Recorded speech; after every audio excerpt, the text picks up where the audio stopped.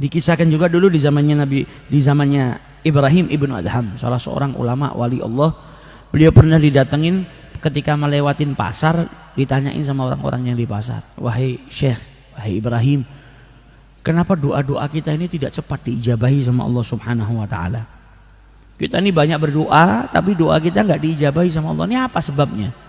Kata Ibrahim ibn Adham apa? Li'anna qulubukum matat bi asyrati asya. Karena hati kalian itu mati dari 10 perkara. Ada 10 perkara yang mati di dalam hati kalian, ini yang menjadikan doa kalian nggak diijabahi sama Allah, atau lama diijabahinya. Kata beliau, yang pertama, araftumullah falam tu'addu haqqahu.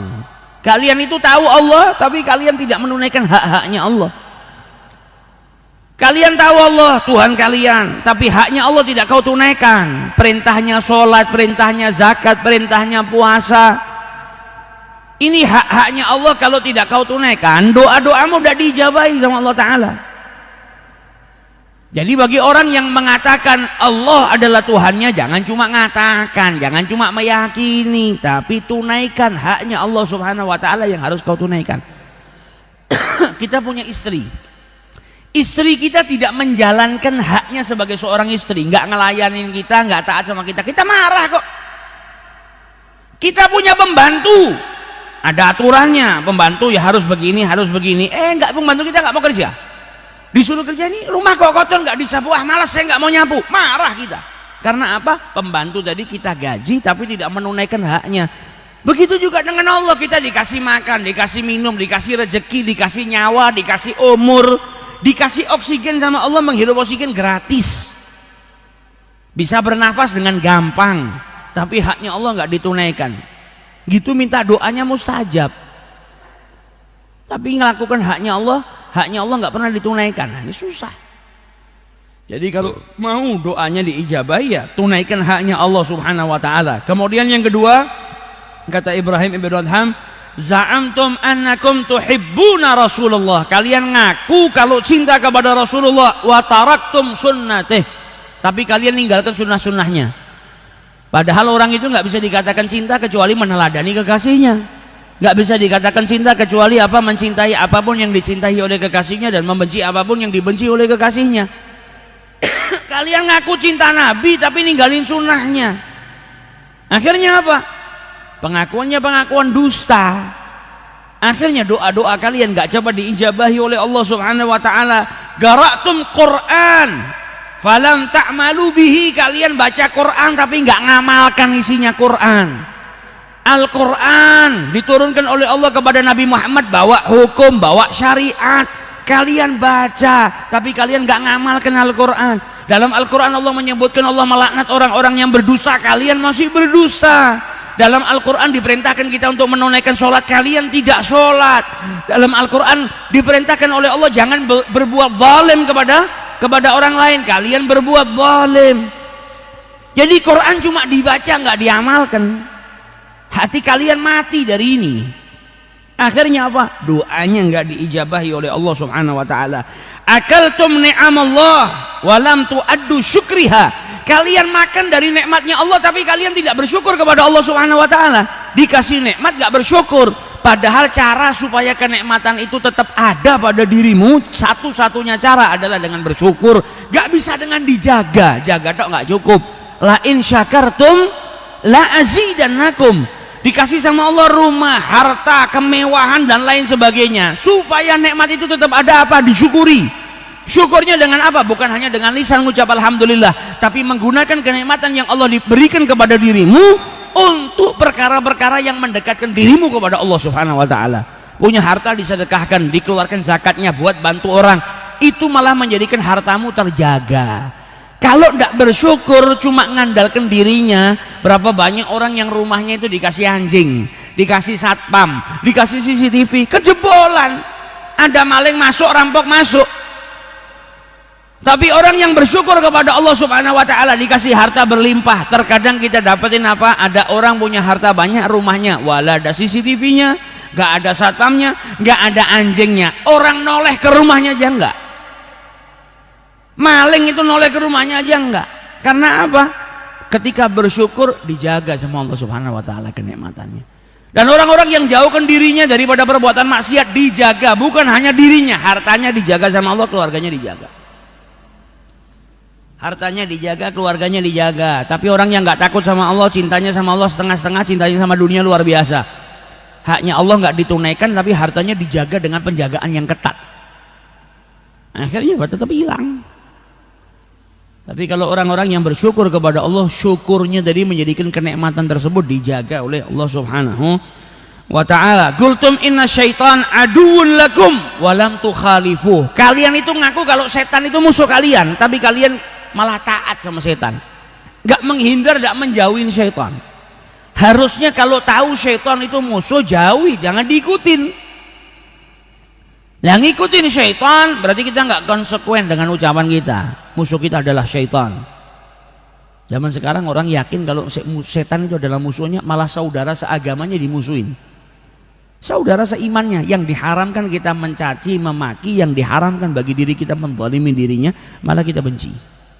Ada saudara kandung malahan, gara-gara warisan benci sama saudaranya. Gara-gara saudaranya mungkin lebih kaya atau dapat kenikmatan yang lebih, iri, hasad. Saudaranya dibenci, setan nggak dibenci. Orang yang benci saudaranya pada hakikatnya apa? Dia malah bersyarikah dengan syaitan. Ngikutin syaitan, musuhin saudaranya. Padahal yang harus dibenci bukan manusia, yang dibenci itu syaitan, yang dimusuhi itu syaitan. Tapi zaman sekarang malah kebalik. Kita malah benci manusia, malah benci saudara seiman kita, malah ngikutin syaitan.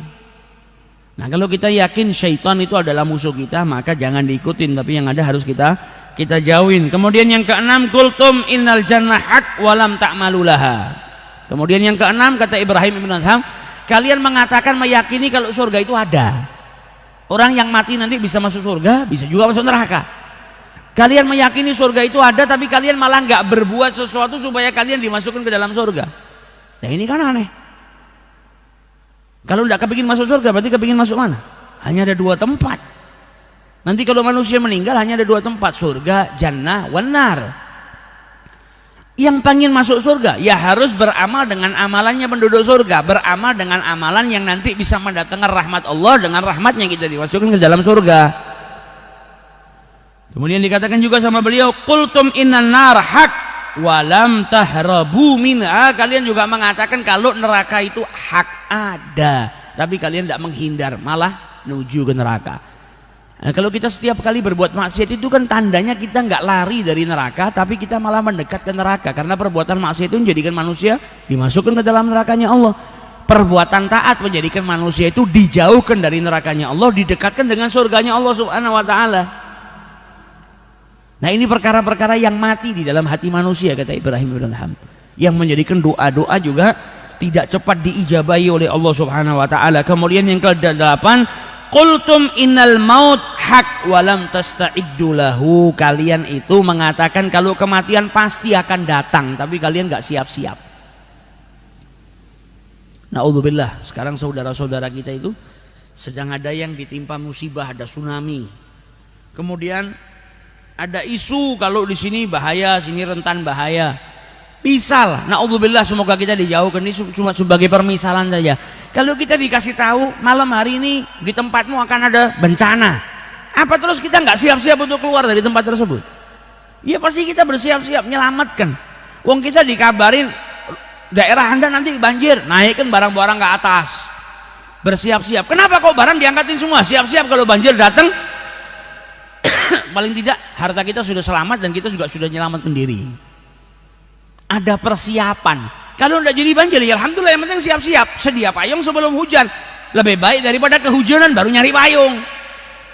Nah, kalian ini tahu kalau kematian datang, kenapa nggak siap-siap? Kata Ibrahim bin Adham, kalian mengatakan kematian itu pasti akan datang.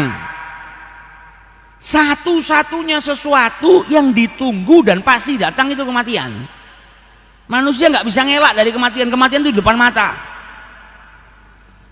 Jadi kita itu seperti dikabarin, engkau bengi nggonanmu banjir. Seperti dikatakan itu, nanti kau bakal mati. Banjir saja bikin kita siap-siap. Banjir saja kabar, kalau kita dikabari nanti tempatmu kebanjiran, jadikan kita siap-siap. Tapi ketika kita tahu kematian itu bakal datang, kematian ini kan ngarah ke kita, tapi kita nggak siap-siap. Padahal di kanan kiri kita sudah banyak yang meninggal dunia. Itu kan teguran, risalah, surat kecil dari Allah nih loh, yang meyakini kalau mati harus tua, ada umur 15 tahun mati. Yang meyakini kalau mati itu harus sakit, ada yang sehatnya luar biasa, bahkan matinya dalam keadaan olahraga banyak. Ini kan risalah dari Allah, kematian pasti akan datang. Yang diharuskan bagi kita apa? Bersiap-siap. Bagaimana caranya kalau saya mati itu saya dalam keadaan ibadah sama Allah, hati saya ingat sama Allah Ta'ala, bukan dalam keadaan ghaflah. Oh, satu-satunya cara yang bisa saya lakukan ya berarti sepanjang hari saya harus sering berzikir. Saya harus memperbanyak amal ibadah. Supaya apa? Ketika wafat, saya wafatnya dalam keadaan ibadah kepada Allah, hati nggak lalai kepada Allah. Nah kalau sehari waktunya paling banyak sama handphone, na'udzubillah, mati ini nyekel handphone. Ya, apalagi matinya sedang nyebar kabar fitnah. Na'udzubillah min dzalik. Karena kematian itu datangnya fajiah, kita nggak tahu kapan datangnya kematian. Kalau orang itu sibuknya sehari dalam ibadah, ya insya Allah matinya pasti ibadah, karena sehari itu paling banyak dia lakukan apa? Ibadah. Tapi kalau buang-buang waktu, ya akhirnya wafatnya dalam keadaan dia sedang membuang-buang waktu, nyanyiakan waktu, dalam keadaan tidak ingat sama Allah Subhanahu Wa Taala. Wa iyadu billah. Kemudian yang kesembilan, intabahtum minan naum fashtaghaltum bi'uyubin nas wa nasaitum uyubakum.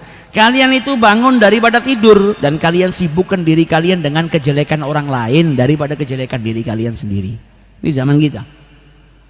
Bangun tidur sudah cari handphone, buka sosial media, cari kabar baru, apa yang dilakukan sama fulan. Jadi bangun tidur sudah sibuk sama kesalahannya orang lain, tapi nggak pernah menyadari kesalahan dirinya sendiri. Orang yang sibuk sama kesalahannya orang lain daripada kesalahan dirinya sendiri, orang yang sibuk dengan keburukan orang lain daripada keburukan orang dirinya sendiri, itu seperti orang yang sakit tapi bukannya sibuk ngobatin penyakitnya dia, tapi malah ngobatin penyakitnya orang lain. Kita sakit gigi, kemudian tetangga kita sakit gigi, bisa enggak kita itu sibuk ngobatin giginya tetangga kita daripada giginya kita sendiri? Nggak bisa. Adapun kalau kita mau bantu tetangga kita supaya giginya itu sakitnya hilang, itu paling tidak kita ngilangkan sakit gigi kita dulu.